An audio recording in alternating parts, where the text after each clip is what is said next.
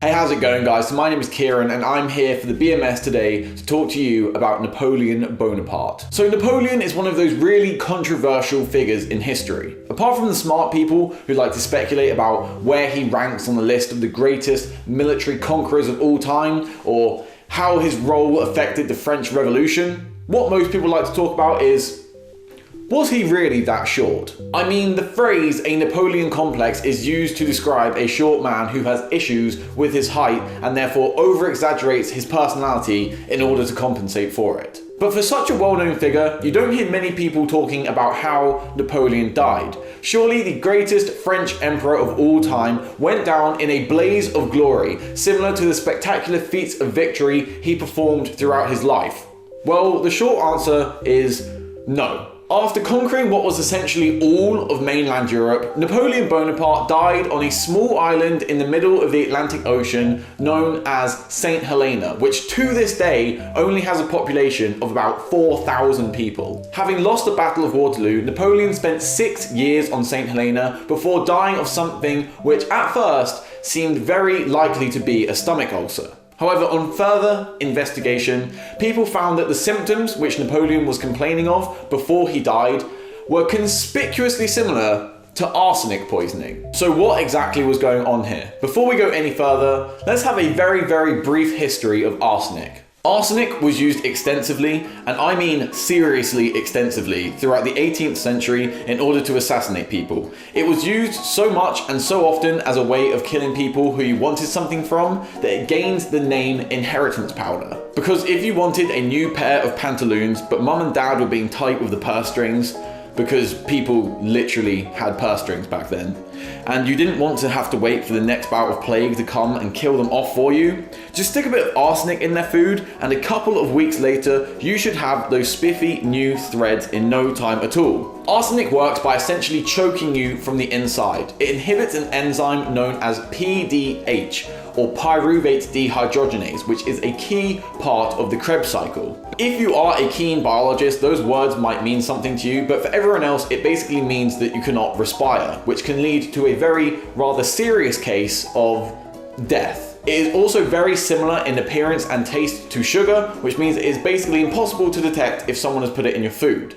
Scary stuff. So anyway, getting to the point, back in the day, this meant that you had basically no way of knowing if someone was poisoning you via arsenic unless you caught them standing over your soup pot pouring the arsenic in. But in the 1950s, some very clever people developed a very clever atomic test to see if you had been poisoned via arsenic conclusively. So I know what you might be saying, that's great, Kieran, if only this could have happened 150 years sooner, then maybe we could figure out what was going on with Napoleon. Well, dear viewer, you'll be very happy to know that you don't even need a live person or even a whole body in front of you in order to do the atomic test for arsenic. Now, because of how popular Napoleon was with his posse on the island, everybody wanted their own little bit of Napoleon memorabilia to take home with them when they went back to France. Now, because it was probably not great for them to cut off a bit of his ear or squeeze out one of his eyes, what most people opted for was to take a lock of his hair. And what bodily part do you need to run the atomic test for arsenic poisoning?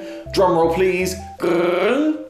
A lock of someone's hair, of course. So when they performed this atomic test for arsenic on Napoleon's hair, it came back positive. So the question now lies, who did this to poor Napoleon? Was it his wife, his mistress, the British? None of them really fit the bill. But what if we don't need a suspect at all? Or at least a human suspect, that is. This is where the story becomes really interesting, and stay with me for a sec, I'm going to need to explain this. When an astute British chemist heard this story about arsenic poisoning, he wanted to know if anybody knew the colour of Napoleon's wallpaper. He basically wanted to know if that wallpaper contained the colour green, because he also knew that back in the 1800s, the most popular way of making green wallpaper was to use something called Scheels Green. Scheels Green is basically just a pigment which people used very often back in the day. Now, 99% of the time, this causes absolutely no problem at all. When Scheels Green is found in a cold environment, which, let's face it, in England, it is about 364 out of 365 of the days of the year, it's absolutely fine, it does nothing. It just sits there and looks green. However, when you take Scheels Green into an environment where it is very hot and very wet a lot of the time, you get quite an interesting reaction happening. See, Scheels Green contains something called copper arsenite, which is basically like the lovely, friendly, harmless cousin of arsenic. However, if a fungus gets hold of this wallpaper and starts to grow where the copper arsenite is found, it can perform a rather nifty and deadly trick where it converts the copper arsenite into regular dimethyl and trimethyl arsine, which is basically the really, really bad form of arsenic. Now, the reason I was talking about the weather earlier, apart from being British and therefore talking about the weather all of the time, is because in order to grow a fungal culture, you really only need two conditions. That is moisture and some heat. So therefore, if you give a fungus such as Fusarium oxysporin the conditions found on St. Helena, and you also give it this wallpaper to grow on,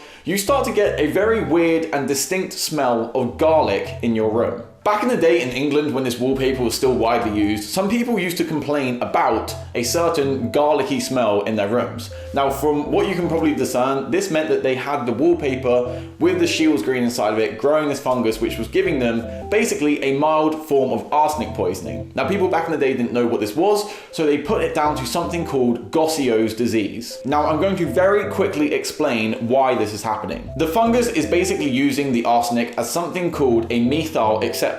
It basically means that it takes a carbon with 3 hydrogens attached and then gives it to the arsenic to accept. So the fungus wants to get rid of the methyl groups it has, because unlike humans who tend to have too few methyl groups, because of the way which fungi feed and the way they grow, they tend to have too many methyl groups. So they end up, if they see arsenic, saying, "Here, you have all of them." So this is great news for fungus, but terrible news for humans who then have to deal with the regular dimethyl and trimethyl arsenite, which hopefully their names start to make a bit more sense now. But back to Napoleon. So in 1980, when during a BBC radio broadcast, somebody asked if anybody out there had a piece of Napoleon's wallpaper from that room to be able to show them, everyone was very excited when a lady was able to bring in a snippet which she had in a very old family scrapbook.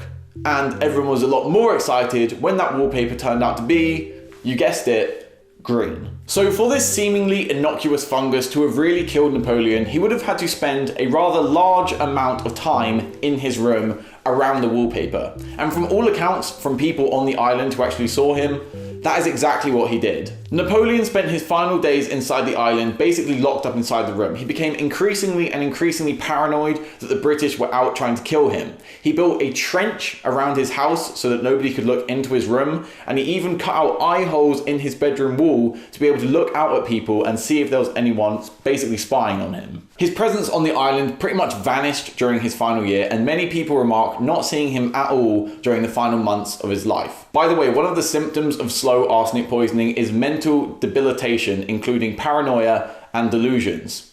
Take from that what you will. Ironically then, Napoleon was so afraid of being murdered by the British that it caused him to lock himself up in his room with the real killer duo, his wallpaper and its fungal partner in crime. So I guess the moral of this story is, if you are going on holiday this summer to somewhere in the middle of the Atlantic Ocean and your room starts to smell of garlic, run.